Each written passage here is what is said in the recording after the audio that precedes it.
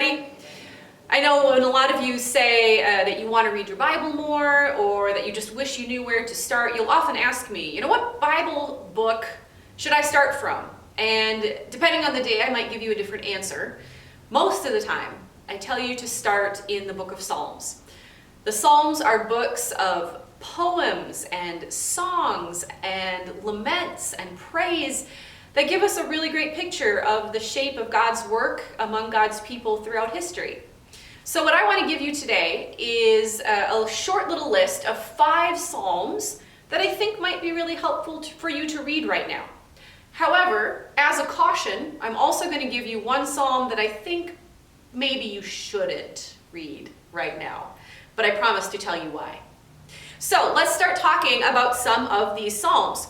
The first Psalm that I think is a good one for you to read right now is Psalm 13. Now, you might wonder why I give you this Psalm, especially when it starts with, "How long, O Lord, will you forget me forever?" Yikes. The thing about the Psalms is that they often start with hard news or bad news or struggle or lament or sadness or loss. Has there been any of that in your life lately? I think so.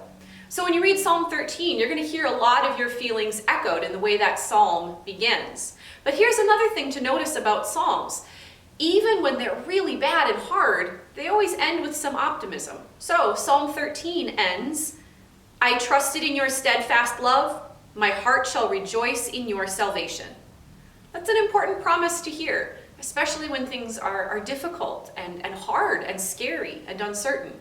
So go ahead and read Psalm 13 and see how it speaks to your life these days.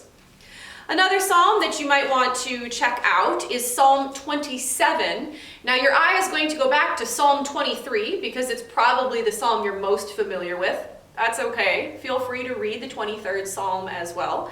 But then skip on over to Psalm 27, which begins, "The Lord is my light and my salvation. Whom shall I fear? The Lord is the stronghold of my life. Of whom shall I be afraid?" It's a psalm that continues to talk about God as a shelter, a secure place, a place that we can hide from things that give us fear or concern. What a wonderful gift in this time to know that God can be a safety and a protection, that you don't have to worry about God abandoning you or leaving you, that God will always be with you. God is always by your side. Another psalm that I think could speak to you in this time is Psalm 62.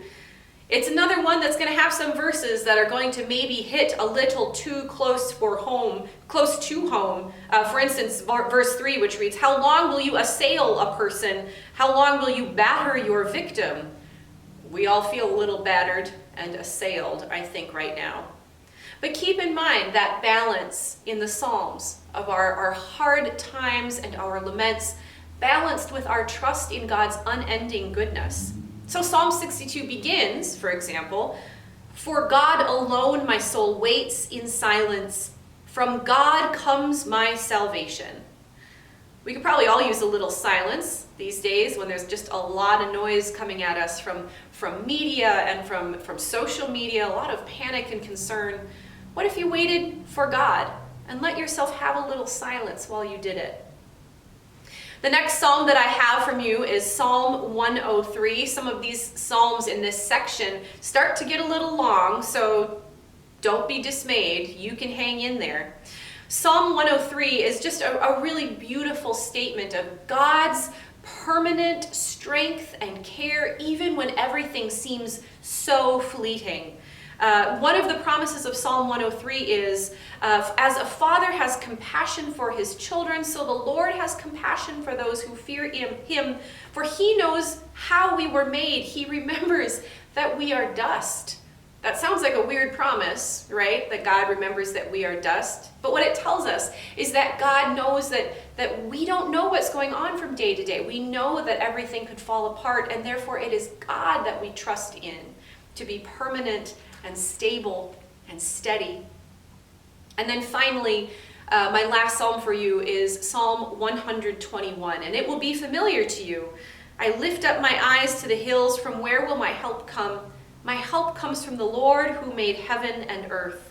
It's a short and easy and accessible psalm reminding us that no matter what happens, no matter how we might fall apart or get lost, that it's God who's with us. It is God who is our guide. It's a beautiful psalm of confidence.